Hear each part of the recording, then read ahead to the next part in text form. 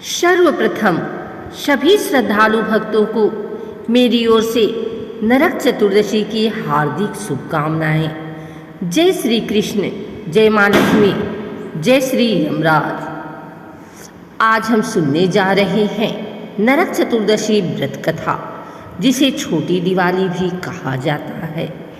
यह तिथि कार्तिक मास के कृष्ण पक्ष की चतुर्दशी को आती है और इस दिन प्रातःकाल तेल स्नान, दीपदान और यमदेव की पूजा का विशेष महत्व बताया गया है।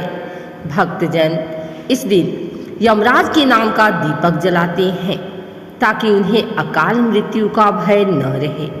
तो आइए अब हम आरंभ करते हैं इस पवित्र कथा को भक्ति और श्रद्धा के साथ। बहुत समय पहले की बात है, त्रेता युग में असुर राज नरकासुर नाम का एक अत्याचारी राक्षस हुआ।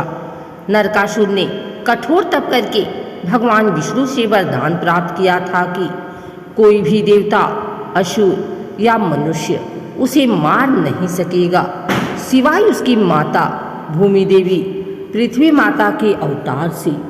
वरदान पाकर वह अभिमानी हो गया और अत्याचार करने लगा। वह स्वर्गलोक पर चढ़ाई करने लगा, इंद्रदेव को पराजित कर दिया, देवताओं के आभूषण और माता अदिति के कुंडल भी छीन लिए। केवल इतना ही नहीं, उसने 16,000 देव कन्याओं को बंदी बना लिया था। पूरा ब्रह्मांड उसके आतंक से भयभीत था। जब अत्याचार सीमा पार कर गया, तब देवता भगवान विष्णु की शरण में गए। सभी देवता बोले, हे भगवान, यह नरकासुर हमारे लोक को उजाड़ चुका है, हमारी स्त्रियों का अपमान किया है, कृपा करके इसका अंत कीजिए। भगवान विष्णु मुस्कुराए और बोले, इस दैत्य को केवल भूमि देवी का पुत्र ही मार सकता है, इसलिए मैं श्री कृष्ण रूप में और मेरी पत्नी सत्यभामा, जो स्वयं भूमि देवी की अवतार है, इस कार्य को पूरा करेंगी। एक दिन जब नरकासुर ने पुनः अत्याचार बढ़ाया, तब श्री कृष्ण ने अपनी पत्नी सत्यभामा के साथ गरुड़ पर आरूढ़ होकर युद्ध के लिए प्रस्थान किया। स्वयं श्री कृष्ण के हाथ में सुदर्शन चक्र था और सत्यभामा उनके साथ धनुष लेकर बैठी थी। युद्ध का नगाड़ा बजा और चारों ओर घोष हुआ, जय श्री कृष्ण, अधर्म का अंत होगा। नरकासुर ने अपने समस्त सेनापतियों और असुरों को युद्ध के लिए भेज दिया। भयंकर युद्ध हुआ। आकाश में बाणों की वर्षा, पृथ्वी पर गरजते रथों की आवाजें, चारों दिशाएं कांप उठीं। नरकासुर ने दिव्य अस्त्र चलाए, पर श्री कृष्ण के सुदर्शन चक्र ने उनके अस्त्रों का नष्ट कर दिया। फिर जब कृष्ण ने उनके महल में प्रवेश किया, नरकासुर ने उन पर शक्तिशाली गदा से आघात किया। सत्यभामा को देखकर वह बोला, हे देवी, तुम्हारे पति को आज मैं यमलोक भेज दूंगा। यह सुनकर सत्यभामा को क्रोध आ गया।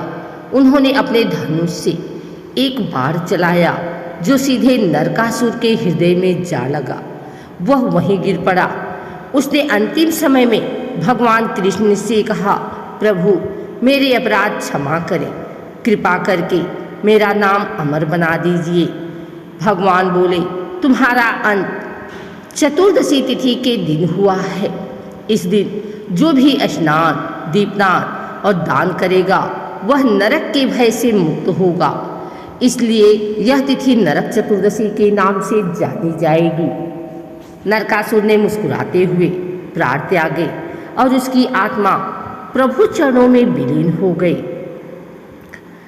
नरकासुर वध के बाद, युद्ध समाप्त होने के बाद भगवान श्री कृष्ण ने 16,000 कन्याओं को बंधन से मुक्त कराया। उन सब ने प्रभु से प्रार्थना की, हे नाथ, हमारी लज्जा की रक्षा करें। तब भगवान ने उन्हें सामाजिक सम्मान दिलाने हेतु उनसे विवाह किया। इस वध के बाद भगवान कृष्ण और सत्यभामा प्रातःकाल स्नान कर पुष्प सुगंधित तिल से अभिषेक किए और उस दिन को आनंद दिवस के रूप में मनाया गया। तभी से यह परंपरा बनी कि कार्तिक कृष्ण चतुर्दशी के दिन स्नान, दीपदान और यम दीपक जलाना शुभ माना गया है। कहा जाता है कि इस दिन प्रातःकाल तेल लगाकर स्नान करने से नरक के सभी पाप नष्ट हो जाते हैं और आत्मा पवित्र होती है। इसलिए इसे रूप चौदस या काली चौदस भी कहा जाता है।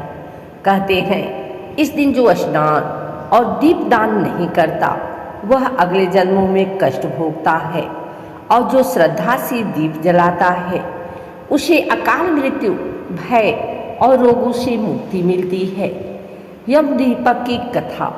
एक अन्य कथा के अनुसार एक ब्राह्मण था जिसका नाम सुमंतु, उसकी पत्नी थी द्वीपा और पुत्र था शिव। एक दिन सुमंतु ने अपने पुत्र की कुंडली देखी और कहा, यह बालक चतुर्दशी तिथि को मरेगा। यह सुनकर माता द्वीपा बहुत दुखी हुई। चतुर्दशी की रात उसने घर के बाहर दक्षिण दिशा की ओर यमराज के नाम का दीप जलाया और पूरे मन से प्रार्थना की, हे यमदेव, कृपा कर मेरे पुत्र की रक्षा करें। उस दिन यमराज जब मृत आत्माएं लेने निकले, उन्होंने देखा कि एक दीप उनके नाम से जल रहा है। उन्होंने कहा, आज इस दीप के कारण मैं इस घर में मृत्यु नहीं लाऊंगा। इस प्रकार बालक शिव की आयु बढ़ गई। तभी से यह परंपरा चली आ रही है कि नरक चतुर्दशी की रात्रि को घर के बाहर यम दीपक जलाया जाता है ताकि परिवार की अकाल मृत्यु का साया न पड़े। कहते हैं नरकासुर के वध के बाद अगले दिन श्री कृष्ण द्वारिका लौटे। द्वारकावासियों ने दीप जलाकर उनका स्वागत किया। उस रात पूरा नगर दीपों से जगमगा गया और तभी से यह दिन छोटी दिवाली या नरक चतुर्दशी कहलाया। यह दीपोत्सव की शुरुआत का संकेत है, अंधकार से प्रकाश की ओर, बुराई से अच्छाई की ओर और असत्य से सत्य की ओर बढ़ने का प्रतीक। व्रत और पूजा विधि। सुबह जल्दी उठकर तेल स्नान करें, तिल और चंदन का लेप लगाकर स्नान करें, भगवान कृष्ण, यमराज और माँ लक्ष्मी की पूजा करें। शाम को घर के बाहर दक्षिण दिशा में एक दीप जलाएं, यह यम दीपक कहलाता है। घर के सभी कोनों में दीप प्रज्वलित करें ताकि अंधकार मिटे और समृद्धि आए। कहते हैं जो व्यक्ति इस दिन दीप जलाता है उसे पुण्य फल हजारों गायों के दान के बराबर मिलता है। इस कथा से हमें यह शिक्षा मिलती है कि अहंकार और अधर्म का अंत निश्चित है। सच्चा प्रकाश तभी आता है जब हम अपने भीतर के अंधकार को मिटाते हैं। दीप जलाना केवल रिवाज नहीं, यह हमारे भीतर के अज्ञान, क्रोध और लोभ के अंधकार को जलाने का प्रतीक है। नरक चतुर्दशी हमें याद दिलाती है कि सच्चा दीपक हृदय का होता है जो प्रेम, करुणा और धर्म से जलता है। अब आप कथा की समाप्ति करें। इस प्रकार भक्तों नरकासुर का अंत हुआ और संसार में प्रकाश फैल गया। आज भी जब हम इस दिन दीप जलाते हैं तो वह केवल मिट्टी का दीप नहीं, वह हमारे मन का दीप है और जो प्रभु के नाम से प्रज्वलित होता है।